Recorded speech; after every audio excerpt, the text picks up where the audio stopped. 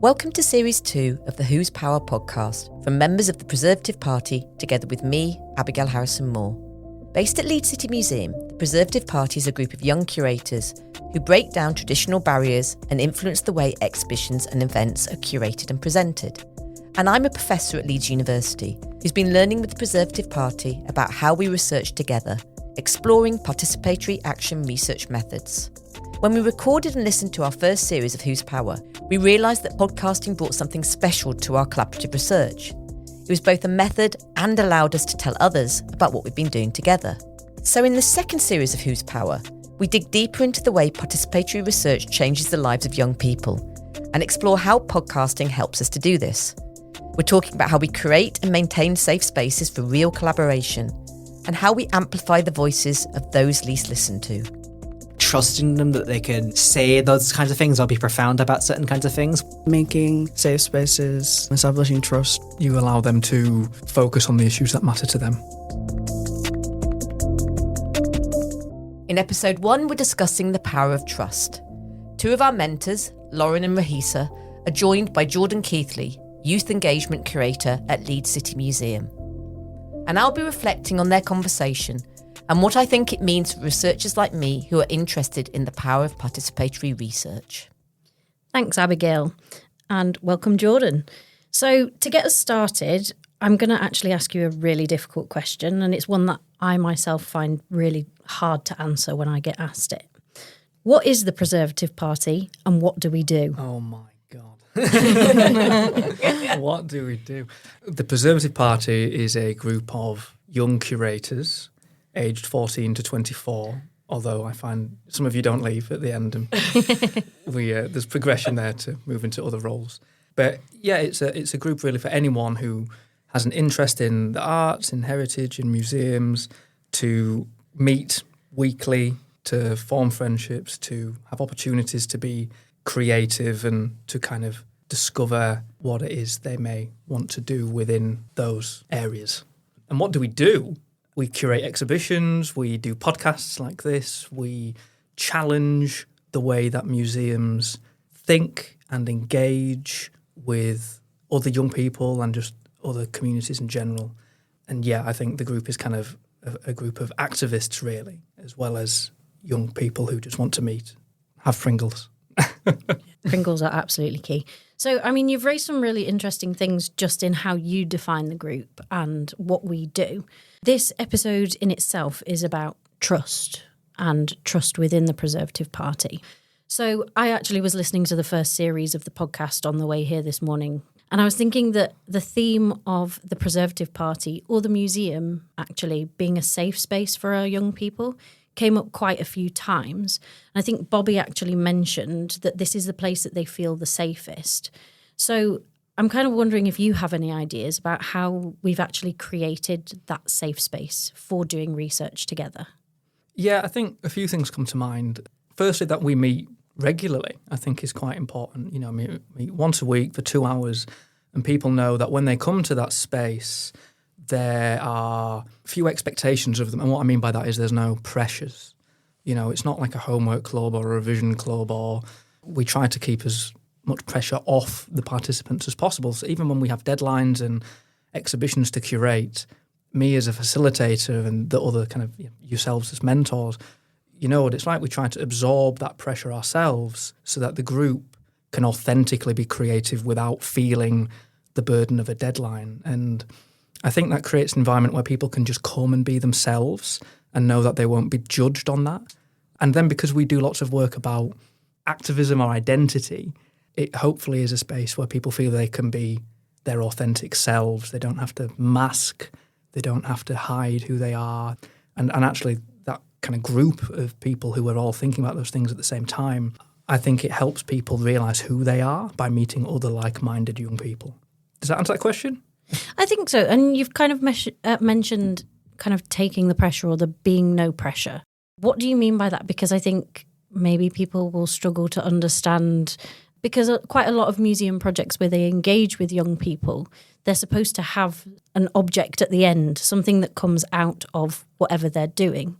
But there's not really loads of that with Pres Party. So I suppose, how do we explain to people the environment, the lack of pressure, the lack of, if we don't end up with a finished product, it's not a problem. Like how would you explain that to somebody in your role as a youth engagement curator, speaking to another youth engagement curator somewhere else? Yeah, I think it's hard, right? Because it sounds risky to prioritise process over product, because what if you end up with nothing, right? It's not about ending up with nothing. It's about the weeks and weeks of those people coming to think together and collaborate together, because it is set up like that. You never actually end up with nothing. But if I turned around and said to the group, oh, by the way, we've got 10 weeks, we have to do it in 10 weeks, this is the output we have to deliver because the funders say we have to crack on, that's quite prescriptive. And ultimately, there definitely will be points in that process where the group would turn to me and be like, oh, Jordan, what do you want me to do to meet this deadline? How do we meet your deadline? And that takes out the authenticity. We say, this is kind of roughly when we'd like to get it done by. How can we get there? How can we support you? And I think ultimately that brings up how the Preservative Party is set up, is that we will meet, right, if there's nothing to do, right? If there is no product, if there's nothing on the agenda, without an exhibition that we're working towards, without a podcast to write, the group still meet every Thursday. And that to other museum professionals may sound really scary, but that, I think, convinces the group, oh, we trust you as a group of young people, because we know that if we keep giving you this space, if we keep, paying for my wage to come and do 2 hours where technically the session plan is just have a chat, there's trust in me, there's trust in the young adults that by giving them that space, we will come up with something. And actually the group will have decided what that thing is. That's how you create that safety and trust. Do you think that this trust is something that has come or comes with the fact that Press Party has been meeting every week for over 13 years? And why does trust matter? Meeting over 13 years, I think, helps, right? Sometimes you may actually think, oh, well, actually, you've got some members who've been there for years and years and years. That might be a bit daunting as a new member coming into that space. But actually, I think new members quickly realise people are friends here, they're friends with the facilitators, there's that kind of safety in that space. And actually sometimes I've got issue with using the word safe, right? Because that is me assuming someone is safe, where actually you can't assume that. That relies on someone advocating for themselves. So I like to say it's as protected as it can be as a space, right? Where the group make the decisions, we bring in people slowly, we test things out over time. And because there's not that rush, but yet we check in with each other every week, kind of indefinitely, that fosters a protected environment that hopefully people feel comfortable coming in. So yeah, I would say the frequency and the time is part of that. I'm going to pick up on that because I've actually written something about safe environment just as a kind of note to myself, but I'm going to change it to protected environment. Whose power? Obviously, we brought in Abigail to work with us from the University of Leeds. How then did you navigate the change that was going to happen in the dynamics of the group and kind of maintain that protected environment when Abigail first came to join us? Because the group itself is predominantly made up of our facilitators and then just our young people. And now we're bringing somebody in from well outside of the institution of our museum. How did you kind of deal with that or navigate that changing dynamic? Slowly. First, Abigail and I had a conversation, and I think we talked about this in season 1 a bit. We basically just agreed together. She would come to the sessions, she could introduce herself, but she would basically be a fly on the wall. So there wasn't going to be an Abigail session plan. There wasn't going to be a presentation. There wasn't going to be a recruitment effort to say, who wants to come and do this with me? Abigail would just be in the space and the group would find out who she is, what she's interested in, and build that kind of relationship before then engaging in that project. And I think that worked. And I remember there being a bit of trepidation maybe from Abigail about like, oh, is this how it's going to be? And I was like, well, yeah, but we meet every week. The space is there and the time is there. But if you want to work with this group, we have to do it like this. Because again, if we turn around and say, right, we've only got 15 sessions, we start next week, this person from the university is coming, you've never met them before, and we need you to do this, you know how many of the group members would just not come that following week, right? Or would just sit on the other side of the room and huddle and be really uncomfortable. And that would then break this whole thing that we've spent years carefully creating. Do you think Abigail coming in and immediately going for the Pringles probably helped us open up to her? I think so. And actually, Abigail did a really fantastic job of delicately addressing some of the maybe assumptions that the group might have about what a university professor was and how Abigail might not fit that, and how actually she just is a person like the rest of us with ideas and a passion for a thing. So let's work together to try and do that thing. Well, I'm not sure if you remember, but I kind of met Abigail a little bit before everyone else. So I think it was me and you, and we were in, I believe it was level 3, and it was during when we still had our Overlooked exhibition up, and we'd bumped into Abigail, and you said we're going to meet this person called Abigail Harrison Moore. They're from the university, they're a professor, kind of giving me the lowdown of that, and they were talking about a book that they had just read, and it was about women and like history, and it was about energy within the home, and I could tell by their voice and how they were presenting that they were incredibly enthusiastic, and this was like quite important for them, and I could just sense that immediately. So that's important to the group, though, isn't it? That someone is coming in and they authentically believe what they're coming in to do. Right? Completely. It was almost like a matching of the energy of the group, because we don't engage in things that we don't care about. And in that interaction, I think you could tell that Abigail cared about what she wanted to do, and those two things marry up. I mean, there's been loads of people that have tried to work with us or wanted to work with us, but I don't think any have ever been successful. And I think it's because they don't show the enthusiasm, actually, that Abigail shows. Getting to know us as well, and not trying to put a time frame on building that relationship, building that kind of protected environment, being involved. I think it's something that Abigail did really well. I'll throw a question to Rahesa, because it's something that we had to do as the young people in the group. How do you think we helped to make Abigail feel safe within the space? Because I think we probably just behaved like our authentic, silly selves some weeks and just let Abigail get used to that. But I don't know if there's anything that you can think of that we did to help Abigail. I was going to say, just to like piggyback off of that, like we did treat Abigail like she was a friend, or like we'd known her for years, like, and there was nothing different. I remember the first thing, I think I offered Abigail a Diet Coke. That was the way that was like my, like, almost like a peace offering. It's like Diet Coke, carbonated drink. We try to treat each other like they are members of the group. Like they are so members. Abigail almost, like, I would say now, feels like a member of the group, in the same way that I myself used to be a member of the group, years ago. That has been allowed to happen through just careful management of expectations and creating that environment. And I think that is a really key thing. And that's the same with every person we bring in. The same, bringing in Andy, the photographer, Sally, the filmmaker.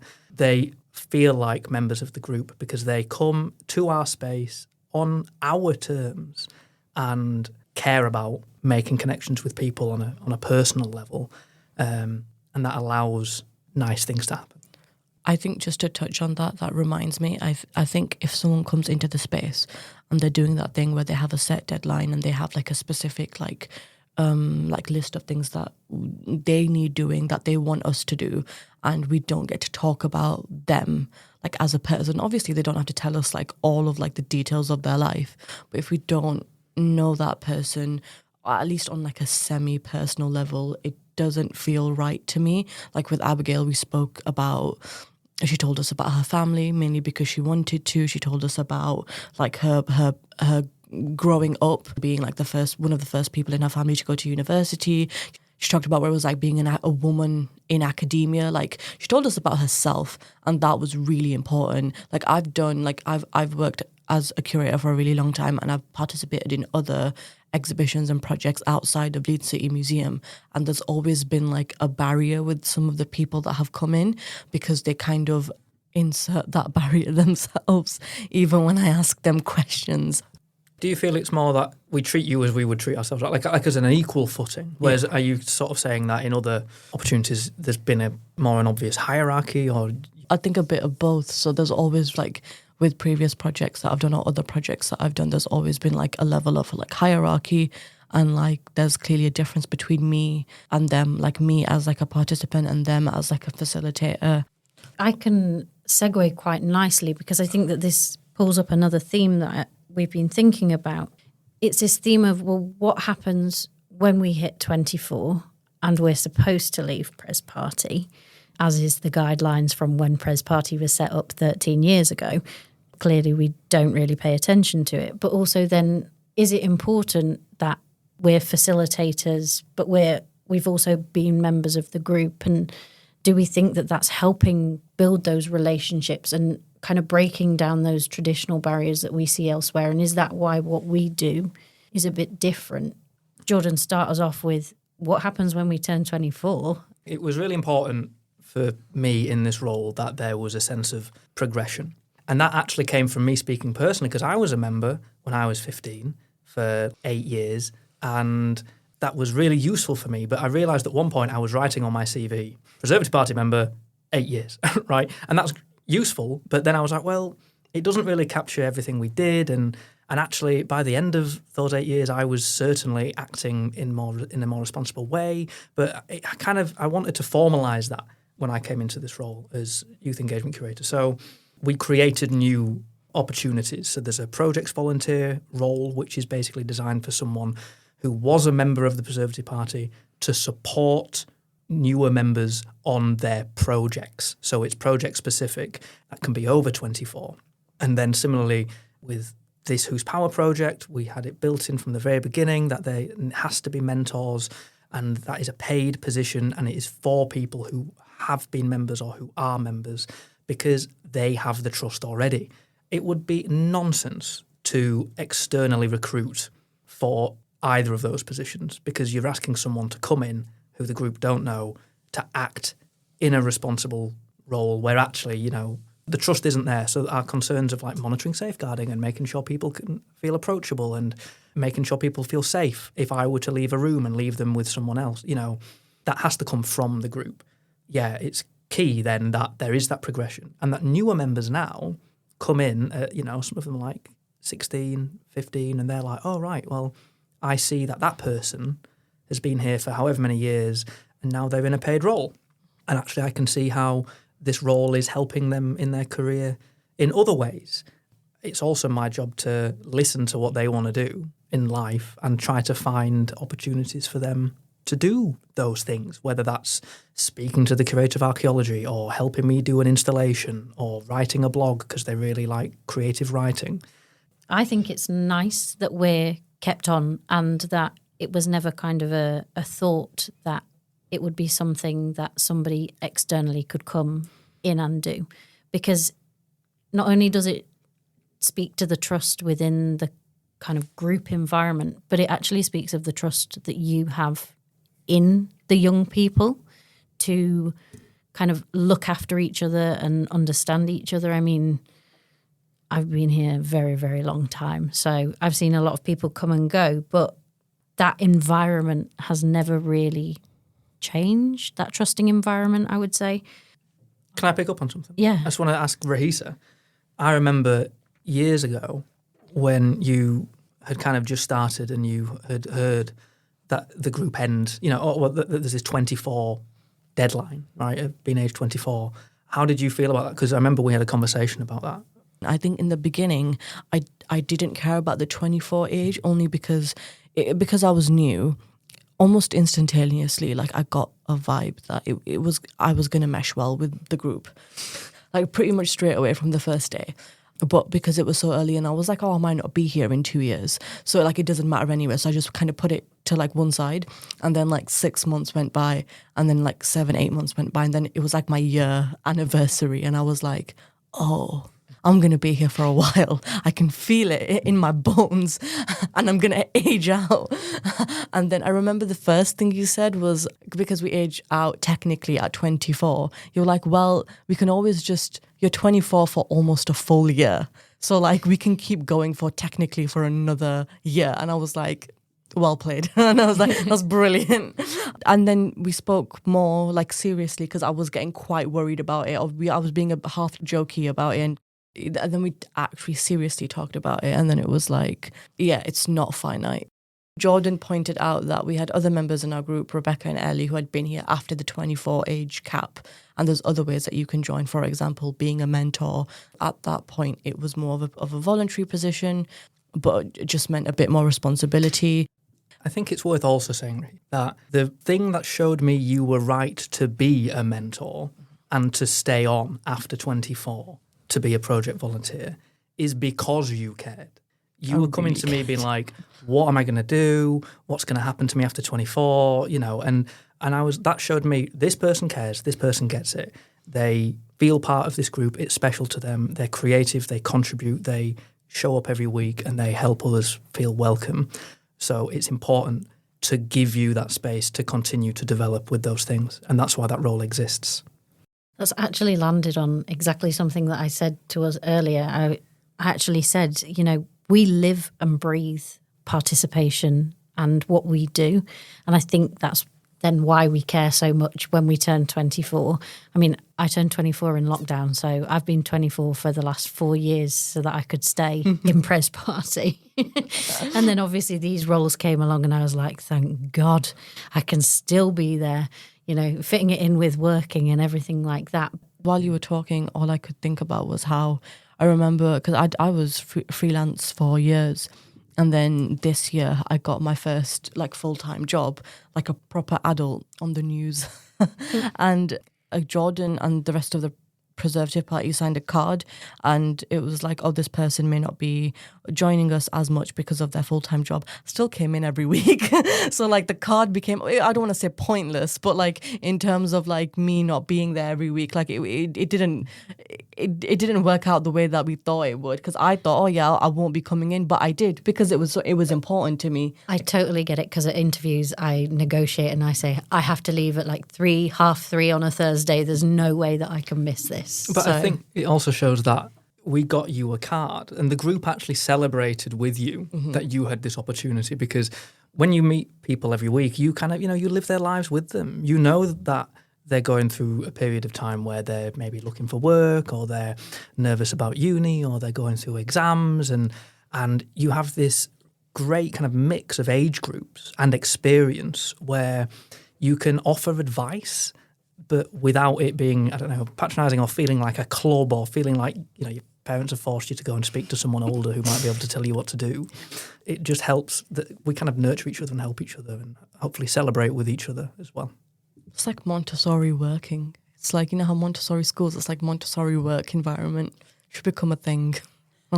So obviously we've been talking about trust. We've been talking about a protected environment. I'm totally dropping safe space. How is it, or how do you think that everything that we do together, that environment that we've built, those relationships that we have cultivated and nurtured, how do they help research in the museum? Or how are they useful when we start to do kind of research for the museum, in the museum space and the wider world? So I think firstly it's worth noting that the museum trusts the group as much as the group trust each other, right? And that's because without that space, you know, the group feel that they can critique the museum, or they can critique something in the wider world, and that they will be listened to. And therefore that's when it starts being useful, because the group can come in and say, oh, I noticed this thing and I didn't really find it very accessible, or that's not really good for this group of people, or that wasn't very inclusive, or this is how this could be improved. And they bring them up in the group because they know that by raising it, something can actually get done about it. It's not a futile complaint or just a rant. Like, things will change, and that could impact, you know, when we first were talking about the title of Whose Power, which was empowering women, you know, the group felt able to critique that, and it changed. It's exactly the same with the previous exhibitions we've done when we were engaging with the deaf community, and there wasn't enough money at that time to engage with them meaningfully, and we thought that was tokenistic. So the group spoke out about it and the museum responded, and we ended up doing one of the most progressive collaborative projects with the deaf community that the service has done. And it has led on to far more work, just as the Whose Power project has led on to far more work. So I think it's about that environment where everyone is listening to each other, everyone feels able to speak, everyone feels heard, where change can actually happen. And therefore the research can inform something. The conversations we have can inform something. I don't even know how to respond to that, because I think you've completely encapsulated everything that I believe as well. And I think that actually you've given us a really interesting point that we'll get onto later in the series about giving people the confidence and giving people power to use their voice for change. Thanks, Jordan, for joining us in the studio today. And thank you, Rahesa, for being in here with me and co-hosting. I'm going to now hand back over to Abigail, who is going to spend a bit of time reflecting on the conversation that we've had today. Thanks so much to Lauren, Rahesa and Jordan for sharing their thoughts and insights on the power of trust in participatory research. So my difficult but brilliant job is to think about what do we learn from this as participatory researchers. And I think we've spoken a lot about trust, and they've spoken a lot about a protected space. And one of the things that really struck me that I didn't know at the beginning before I worked on this project, and that I've learned a lot from working with the Preservative Party and from working with Jordan, is this idea about being a fly on the wall, just being in the space. So being aware that while you have all these pressures upon yourself as a researcher, you've got funding, you've got deadlines, it's important to build that space into the project when you're first thinking about it, but also into your encounters with the groups that you're working with. Listen, learn, engage. And it's one of the key points that came out was around living their lives with them. And that's really difficult, because we also have to deal with the fact that we can't bring everything to those spaces. Safeguarding requires us to constantly think about, what can I bring into the space? What can't I bring into the space? So when we live their lives, that is about learning to trust and learning to know what you can bring and what you shouldn't bring into that space. And there was something very much about activism needing trust. One of the major ambitions about participatory research is the politics of it, is making a change.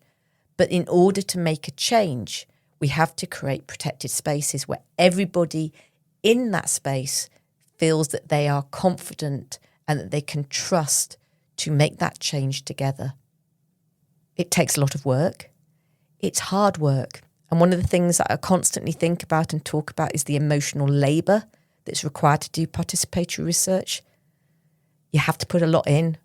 But as you've already heard in this first episode, you get a huge amount out of working with incredible people and learning with them and from them.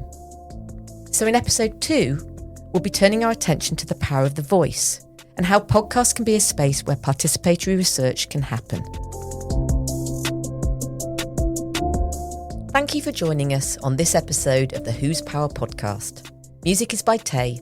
Funding comes from the Research England Policy Support Fund, which the University of Leeds this year is using to support participatory research. If you've got a question or a comment about what you've heard in this episode, then you can find the Preservative Party on LinkedIn and Blue Sky. We'd really love to hear from you.